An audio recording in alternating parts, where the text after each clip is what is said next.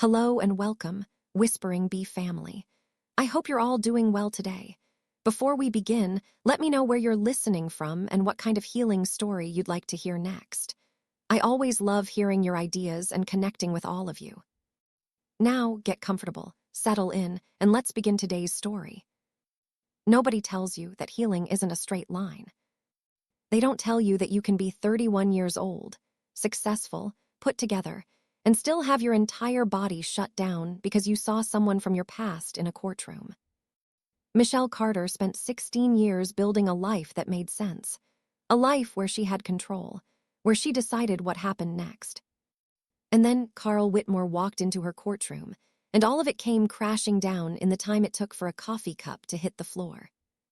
But let's go back, because you need to understand where she started to understand how far she actually came. Michelle was 11 when her mother died. Ovarian cancer, stage 4 by the time they caught it, 6 months from diagnosis to funeral. Her father had left when she was 3, so there wasn't anyone else. No grandparents, no aunts or uncles willing to take in a grieving kid, just social services and a system that was already overloaded.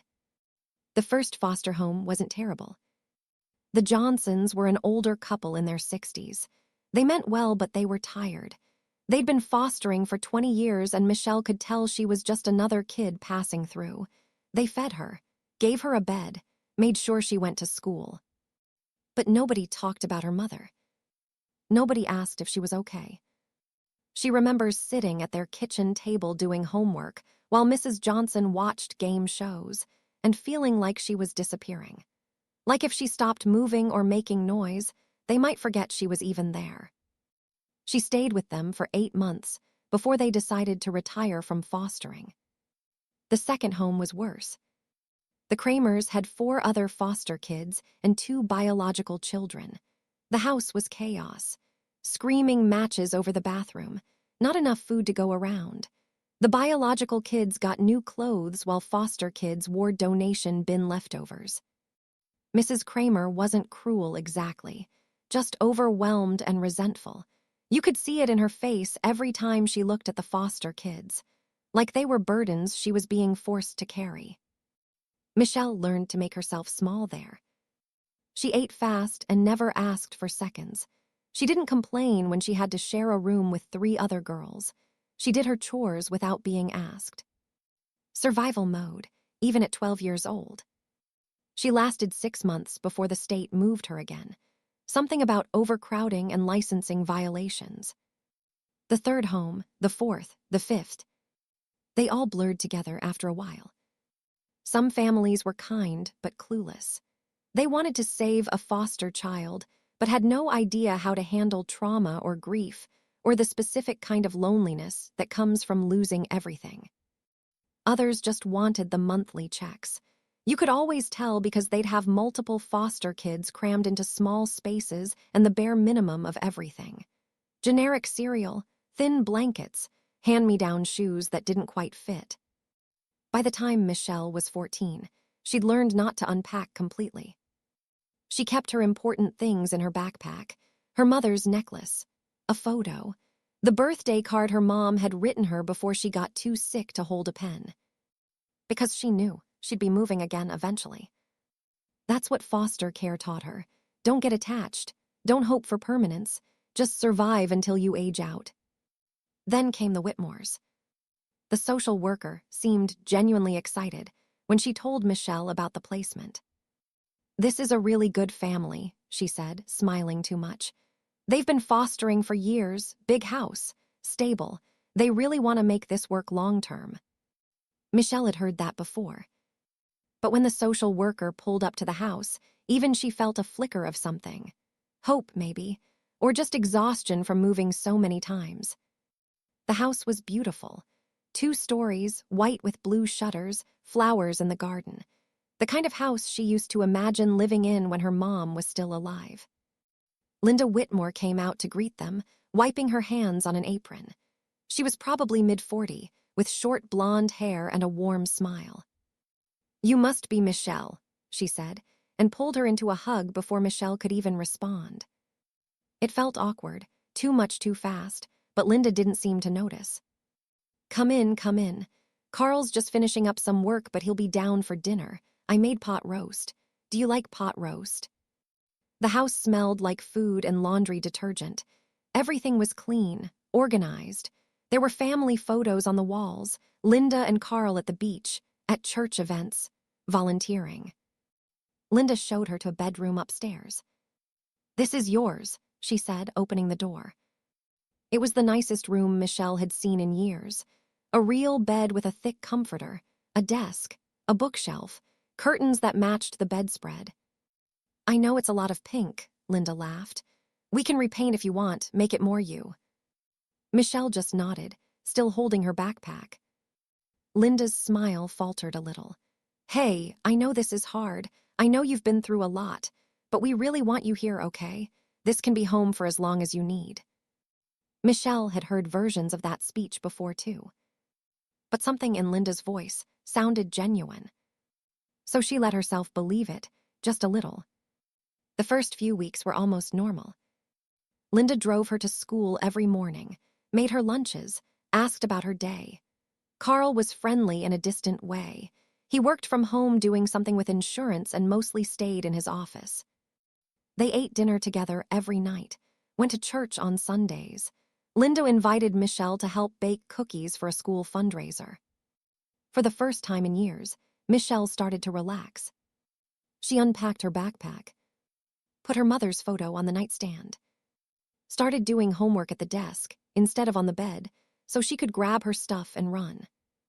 She even laughed at something Carl said during dinner one night, some dumb joke about the weather, and afterward she felt guilty, like she was betraying her mom by being happy in someone else's house.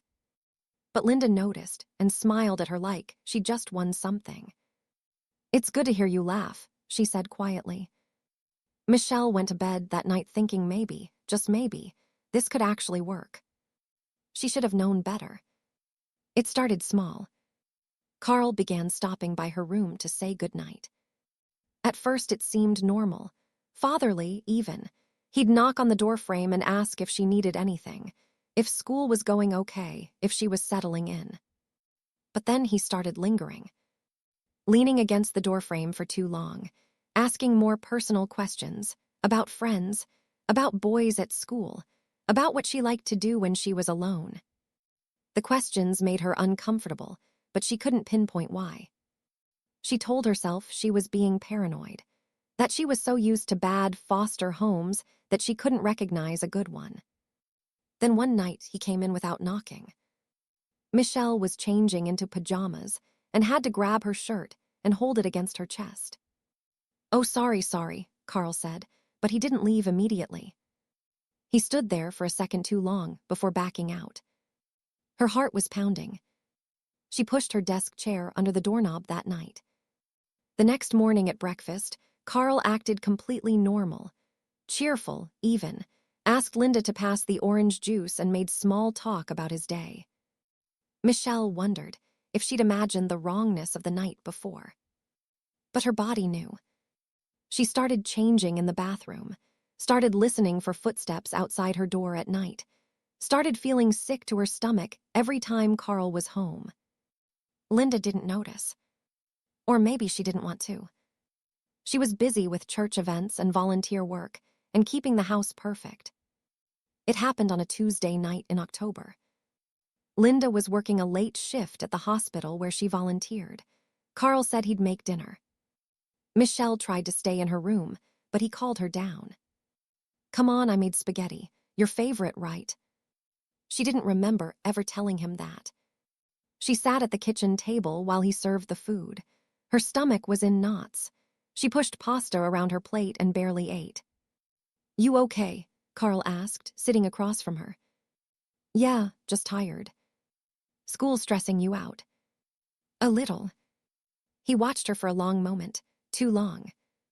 You know you can talk to me, right? About anything. She nodded and kept her eyes on her plate. After dinner, she said she had homework and went back upstairs. She heard him cleaning up in the kitchen, then nothing. She did her math homework, read 3 chapters for English, took a shower and changed into pajamas. It was almost 10 when she heard footsteps in the hallway. She froze. The footsteps stopped outside her door. She waited for him to keep walking, to go to his bedroom at the end of the hall. But he didn't. The doorknob turned. She'd forgotten to push the chair under it.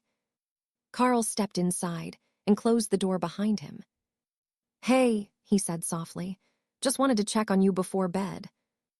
Everything in her body screamed wrong. "I'm fine," she said, pulling the blanket up higher. He sat on the edge of her bed. She tried to scoot back, but there was nowhere to go. "You seem tense lately," he said. "Is everything okay? Are we okay?" "Yeah, I'm just tired." His hand reached out and touched her ankle through the blanket. "You know I care about you, right?" She couldn't speak. His hand moved up to her knee. "I just want you to feel safe here." Her whole body went rigid. She wanted to scream, to run, to fight. But she was 15 years old, and he was a grown man, and she was in a system that had already taught her that nobody really cared what happened to foster kids. So she froze. And he kept going. Afterward, he stood up and smoothed his shirt like nothing had happened. "This is between us, okay?" he said, his voice casual, almost kind. "Linda wouldn't understand, and if you told anyone, they wouldn't believe you anyway. Who's going to believe a foster kid with a history of moving around?" Then he left. Michelle sat in bed shaking for hours. She didn't cry. She didn't scream. She just disappeared inside herself. Because that's what you do when someone takes away your power. You go somewhere else in your head where it's not happening, where you're not really there. It's the only way to survive. The next morning, Linda made pancakes. Carl kissed her on the cheek and asked about her shift at the hospital. Everything was normal. Except Michelle couldn't eat. Couldn't speak. Couldn't look at either of them. "You feeling okay, honey?" Linda asked, pressing a hand to her forehead. "You look pale." "I'm fine," Michelle whispered. She went to school and sat through classes without hearing a single word. That night, Carl came to her room again. And the night after that, it became routine. Linda worked late on Tuesdays and Thursdays.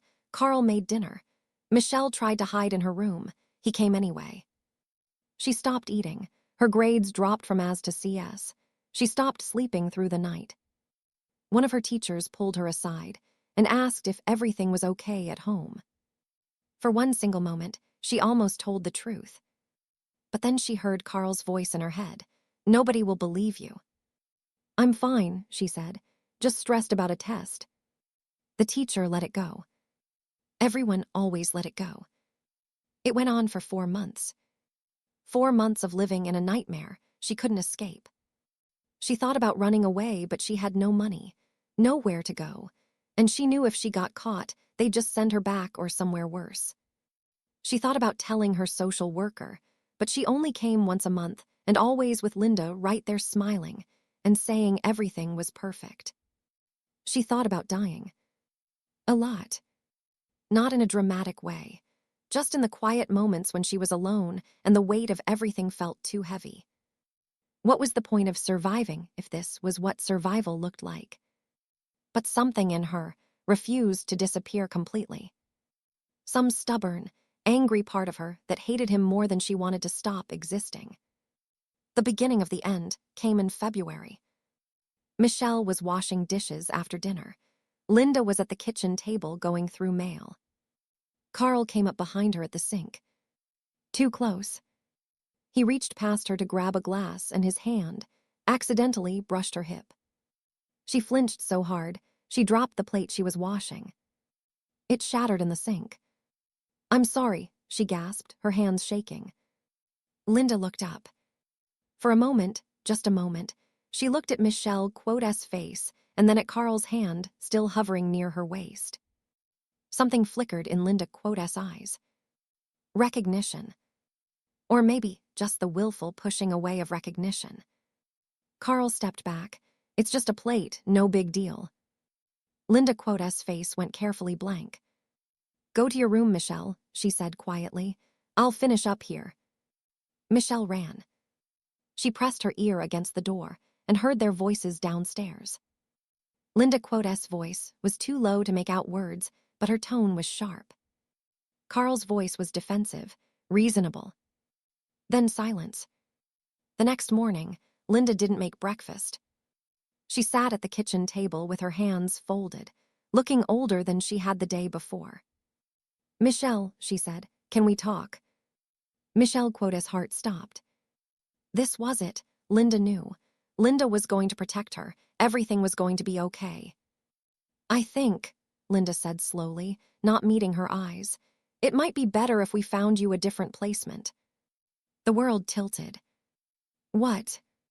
"It's just, I don't think this is working out. You seem unhappy here, and Carl and we're going through some things. I think a fresh start might be good for everyone." She wasn't going to help. She knew, and she wasn't going to help. Michelle felt something crack inside her chest. "You know," she said, her voice sounded strange, distant. Linda Quote's hands trembled. "I don't know what you're talking about." "Yes, you do." Linda finally looked at her, and her eyes were full of tears. But not for Michelle. For herself, for her marriage, for the life she'd have to admit was built on lies. "I think it's best if you pack your things," Linda whispered. And just like that, Michelle understood. Nobody was coming to save her. Nobody ever had been. If she wanted to survive, she'd have to do it herself. Linda called the social worker and said the placement wasn't working out. The social worker sighed like this was expected, like Michelle was the problem, again. "We'll find somewhere else," she said. "Might take a few days." But Michelle didn't wait. That night, after Linda and Carl went to bed, she packed her backpack. Her clothes, her mother's necklace, the photo, $347 she'd saved from babysitting and a summer job washing dishes at a diner. She left a note on the desk. Just 2 words, "I know." Then she walked out the front door and didn't look back. The bus station was 6 miles away. She walked the whole way in the dark, crying so hard she could barely see. Not because she was sad. Because she was angry. Angry at Carl for being a monster.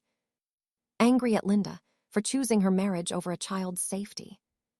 Angry at a system that moved kids around like furniture and never really checked if they were okay.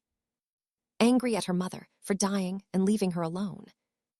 Angry at herself for not being stronger, for freezing, for not fighting back. At the bus station, she bought a ticket to Denver with cash. The clerk looked at her for a long moment. "You 18?" "Yeah," she lied. He didn't believe her, but he sold her the ticket anyway. She got on the bus at 4 a.m. and watched Kansas disappear through the window. She told herself she'd never go back. She never did. Denver was hard. Harder than she expected. She'd thought survival would feel like freedom, but mostly it just felt like fear. She stayed in cheap motels where they didn't ask questions. $26 a night. When her money started running out, she lied about her age and got a job washing dishes at a truck stop diner. The owner, a man named Roy, looked at her with tired, knowing eyes. "You in trouble?" "No." "You running from something?" "No." He sighed. "Look, I don't care what your story is, but you show up on time and work hard, I'll pay you cash and I won't ask questions. Deal?" "Deal." She worked breakfast and dinner shifts, sometimes doubles when they needed her. Her hands got raw from the hot water and the chemicals in the soap. Her feet ached so badly some nights she could barely walk back to the motel. But it was her choice. She was in control. And that mattered. Roy's wife, Carol, worked the morning shift. She was in her 60s and had a raspy smoker's laugh and didn't take shit from anyone. She figured out pretty quickly that Michelle was younger than she claimed. One morning during a slow hour, Carol sat down at the counter with 2 cups of coffee and slid one toward Michelle. "You gonna tell me what you're running from, or are we gonna keep pretending?" Michelle stared at the coffee. "I'm not running." "Honey, I've been running from something or other my whole life. I know what it looks like." Something about Carol's voice made Michelle Quote's throat tighten. I just needed to leave. Carol nodded. Fair enough, but you can't wash dishes forever. What's your plan? I don't know. You finish high school. Not yet. You gonna. Michelle hadn't thought about it. School felt like something from another life, something that belonged to the girl she used to be.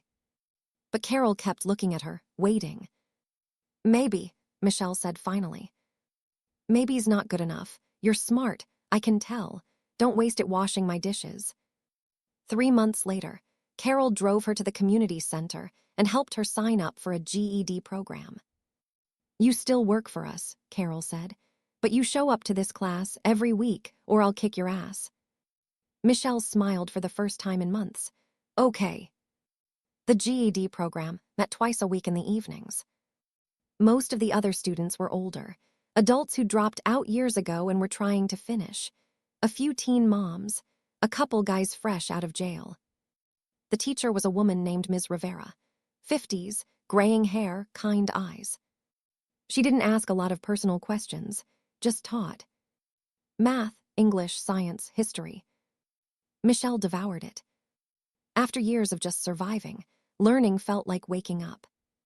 She studied on her breaks at work, stayed up late in her motel room doing practice tests, read everything Ms. Rivera assigned and then some. One night after class, Ms. Rivera stopped her. Can I ask you something? Michelle tensed. Okay. Why are you here? What do you mean? You're not like the other students. Don't get me wrong, they're all great. But you fight for every answer, like your life depends on it. Michelle didn't know what to say. I'm just saying, Ms. Rivera continued. Whatever you went through to get here, don't let it define you. Use it. Let it make you stronger. Michelle's eyes burned. I'm trying. I know you are. 6 months later, Michelle took the GED exam. She scored in the 97th percentile. Ms. Rivera cried when she showed her the results. You could go to college, she said. You know that, right? College felt impossible. College was for normal kids with families and money and futures. Not for teenage runaways washing dishes in truck stops. But Ms. Rivera wouldn't let it go. She helped Michelle apply for scholarships, wrote her recommendation letters, sat with her while she filled out financial aid forms. You deserve this, Ms. Rivera told her. Don't let anyone tell you otherwise, not even yourself. 3 months later, Michelle got an acceptance letter from Colorado State University. Full scholarship. She held the letter in her shaking hands and cried so hard she couldn't breathe. Not because she was happy, but because for the first time since her mother died, she felt like maybe she had a future. College was strange. Everyone around her seemed so young, so carefree. They complained about roommates and cafeteria food and professors who assigned too much reading. Michelle couldn't relate. She worked 20 hours a week at an off-campus diner. She studied until her eyes hurt. She slept 4 hours a night and drank terrible coffee and learned how to write essays and take exams and pretend she belonged. She didn't talk about her past. When people asked, she'd say she was in foster care for a while and leave it at that. Nobody pushed. She majored in criminal justice because it felt right, like all the anger she'd been carrying had a purpose now. Her professors noticed. She wasn't the best writer, wasn't naturally gifted at memorization. But she worked harder than anyone else. She'd stay after class to ask questions, go to office hours, rewrite papers until they were perfect. One professor, Dr. Holloway, pulled her aside after a particularly heated class debate about the foster care system. You speak from experience, he said. It wasn't a question. Yeah. Have you thought about law school? She laughed. I'm barely surviving undergrad. I'm serious. You have something most law students don't. You understand the stakes. You understand what happens when the system fails. The idea seemed insane. But it also felt right. She started volunteering at a legal aid clinic, sat in on child welfare cases, watched lawyers advocate for kids who had nobody else. And she realized this was what she was supposed to do. Not to save everyone, but to save someone, the way nobody had saved her. Law school was brutal. She worked 2 jobs to cover what scholarships didn't. She studied constantly.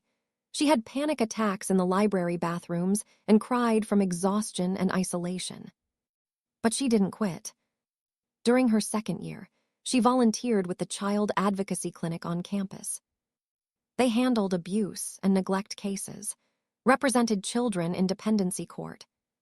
The first time she sat across from a terrified kid who couldn't make eye contact, she saw herself. And something clicked into place. This was why she'd survived. Not to forget, but to remember. And to make sure other kids didn't have to carry the same silence she had. She became obsessed with trauma responses, dissociation, the way memory works after abuse, why kids stay silent, why they protect abusers, why the system fails them over and over. Her professors were impressed by her knowledge. They didn't know it came from lived experience. By her 3rd year, defense attorneys hated going up against her in mock trials. She prepared like her life depended on it. She knew every detail of every case. She anticipated arguments before they were made. But it was more than that. She looked at opposing counsel like she could see through them. Like she knew exactly what they were trying to hide.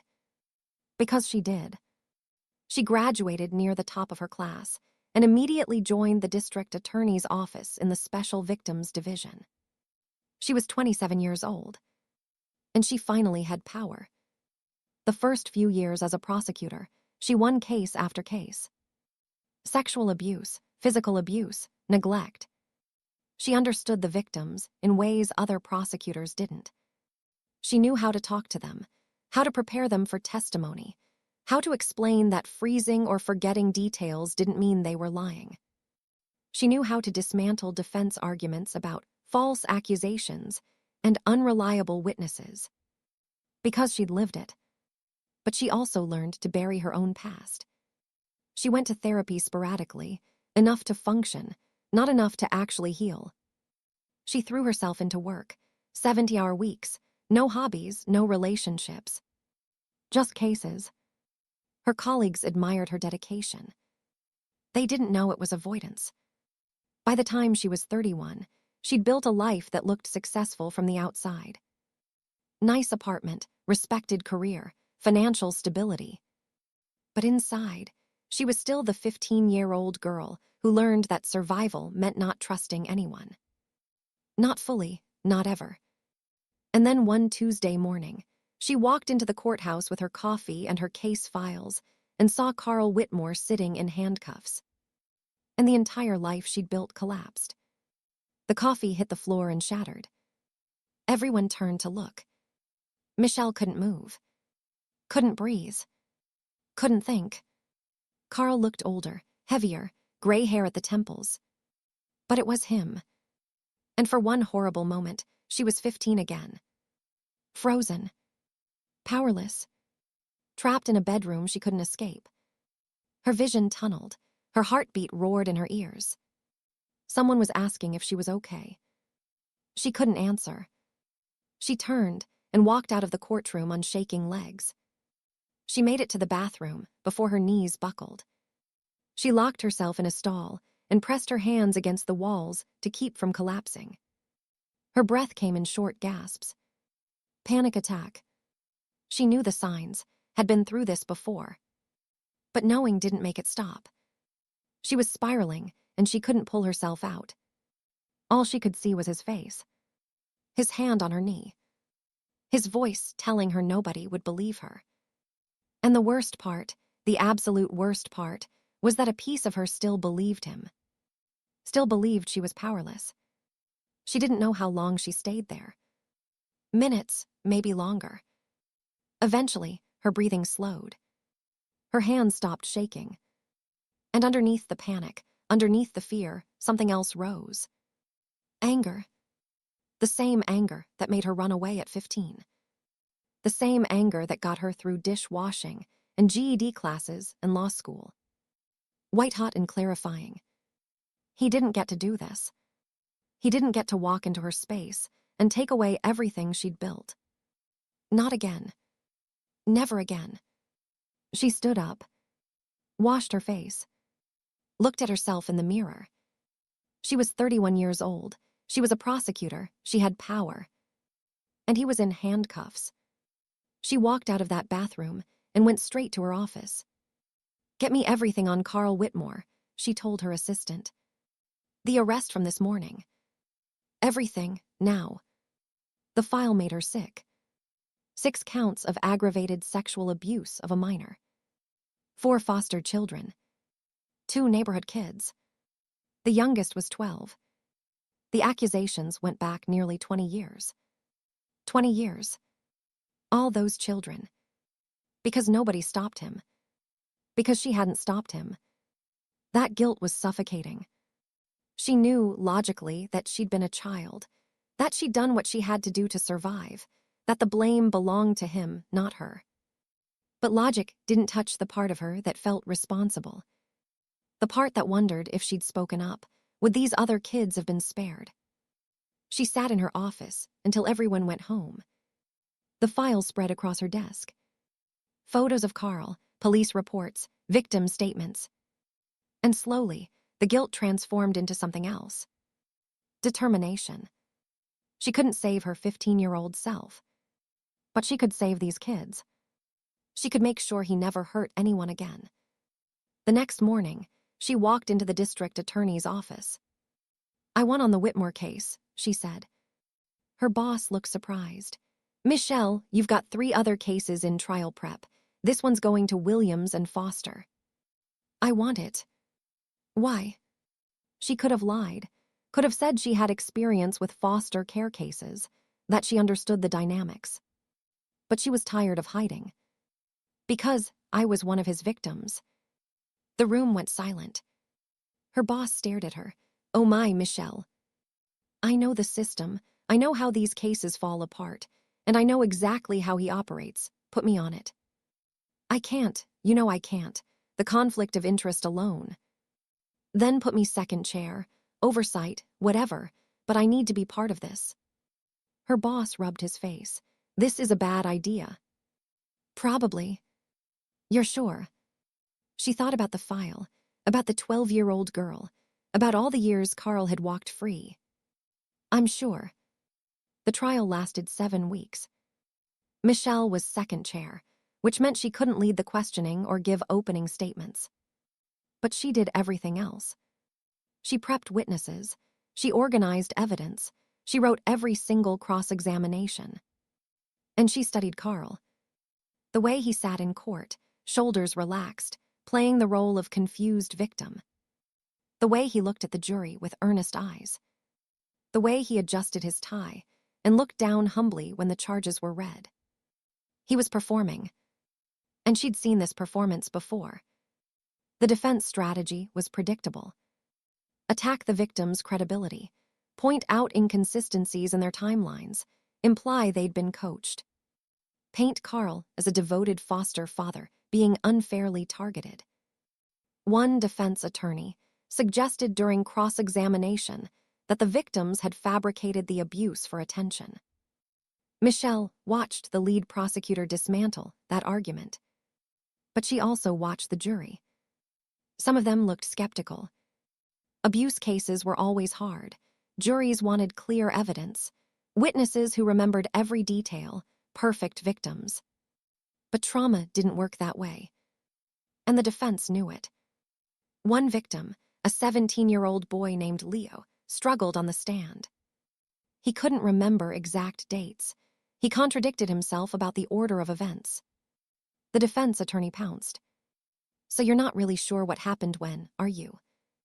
Leo's voice dropped to almost a whisper. "I know what he did. But you can't remember specifics." It's hard to explain." Hard to explain or hard to keep your story straight. Michelle wanted to scream. The lead prosecutor objected, but the damage was done. The jury looked uncertain. That night, Michelle pulled Leo aside. "You did great," she said. He looked at her with hollow eyes. I messed up. I couldn't remember. They're going to think I'm lying. You're not lying. Then why can't I remember everything? Why is it so blurry? She sat down next to him. Can I tell you something? He nodded. When I was 15, I was in foster care, and something similar happened to me. His eyes widened. And for years, I couldn't remember it the way people wanted me to. I couldn't put it in a neat timeline. Sometimes I remembered the room being dark, sometimes light. Sometimes I remembered what I was wearing, sometimes I didn't. Why? Because when something terrible is happening, your brain does what it needs to do to survive. It doesn't record memories like a video. It fragments them, hides pieces, focuses on the wrong details because the right details are too painful. So I'm not broken. You're not broken. You're surviving, and that's more than enough. He started crying. She let him. When he finally looked up, he asked, "Did you ever get justice?" She thought about Carl sitting in that courtroom, still not recognizing her. "Not yet," she said, "but I'm working on it." The trial continued. More victims testified. One girl was so terrified she could barely speak above a whisper. The judge had to ask her to repeat herself multiple times. The defense attorney looked annoyed, impatient. The lead prosecutor guided her gently through her testimony. And Michelle watched Carl. He looked down at the table, playing the role of someone too heartbroken to watch. But she saw the tension in his jaw, the calculation in his eyes when he thought nobody was looking. He wasn't heartbroken. He was strategizing. Then came the moment she'd been waiting for. Carl took the stand. He spoke softly, calmly, painting himself as a devoted foster parent who'd given everything to help troubled children. He cried when he talked about how much the accusations hurt. The jury looked sympathetic. And Michelle knew the lead prosecutor had to be perfect in cross-examination. One wrong move and Carl would walk. She'd written every single question, anticipated every answer. The lead prosecutor was good. Really good. He poked holes in Carl's timeline, pointed out inconsistencies between his testimony and the evidence. But Carl was prepared. He had an answer for everything. And the jury still looked uncertain. That's when Carl made a mistake. "These children," he said, shaking his head sadly, "they've been through so much trauma. Sometimes they confuse things, misremember, and I understand that. But to accuse me—" "You understand trauma," the prosecutor interrupted. "Well, yes, I've worked with traumatized children for years." "So you'd agree that trauma affects memory?" "Of course. And that victims might have fragmented memories or difficulty with timelines." Carl hesitated, realizing the trap too late. "I suppose." "Then why have you and your attorneys spent weeks attacking these victims for those exact symptoms?" Silence. The jury leaned forward. Carl's mask slipped for just a second. And in that second, Michelle saw him. The real him. Cold, calculating, cruel. Then it was gone, and the mask was back. But the jury had seen it too. Closing arguments lasted 2 days. The defense painted Carl as a victim of false accusations. The prosecution laid out the evidence piece by piece. Michelle sat in the back of the courtroom and watched. She hadn't testified, couldn't legally. But she was there for every moment. When the jury left to deliberate, she couldn't sit still. She paced the hallway, drank terrible courthouse coffee, tried not to think about what would happen if he walked free. The jury deliberated for less than 6 hours. When they came back, Michelle's hands were shaking. The foreman stood. "On the count of aggravated sexual abuse of a minor in the 1st degree, how do you find?" "Guilty." "On the count of—" "Guilty." 6 counts. 6 guilty verdicts. The courtroom erupted. Victims sobbed. Family members hugged each other. One mother collapsed and had to be helped out by paramedics. Carl's face went completely blank. And Michelle just stood there, tears streaming down her face. Not because it was over, but because, for the first time in 16 years, justice felt real. Sentencing was 3 weeks later. The judge heard victim impact statements. One by one, they stood and spoke. About the nightmares, the trust issues, the years of therapy. About how Carl had stolen their childhoods. Leo stood and looked directly at Carl. "You told me nobody would believe me," he said, his voice steady. "You were wrong." Carl still didn't look up. Then the judge spoke. "Mr. Whitmore, you were given a position of trust. You were supposed to protect vulnerable children. Instead, you preyed on them. You exploited their trauma, their lack of family, their powerlessness." She looked at him with cold fury. "This court finds your actions to be among the most reprehensible I have encountered. Therefore, I am sentencing you to 145 years in federal prison without the possibility of parole." 145 years. He'd die in prison. The courtroom erupted again. Michelle closed her eyes and let herself feel it. Relief. Grief. Exhaustion. And something else. Something that felt almost like peace. After the sentencing, Michelle stood in the courthouse parking lot. People filtered out slowly, victims with their families, lawyers, reporters. She was about to leave when someone called her name. She turned. Linda Whitmore stood a few feet away. Older, grayer, broken. Michelle's entire body tensed. "I don't want to talk to you," she said. "Please, just 5 minutes." Against every instinct, Michelle waited. Linda walked closer, her hands shaking. "I knew," she whispered. "Maybe not everything, but enough, and I looked away. I know. I told myself I needed proof. I told myself I had to protect my marriage. But the truth is I was scared. And because I was scared, more children were hurt." Michelle said nothing. "You became everything I should have been for you," Linda said, her voice breaking. "And I will never forgive myself for failing you." For a long moment, Michelle just looked at her.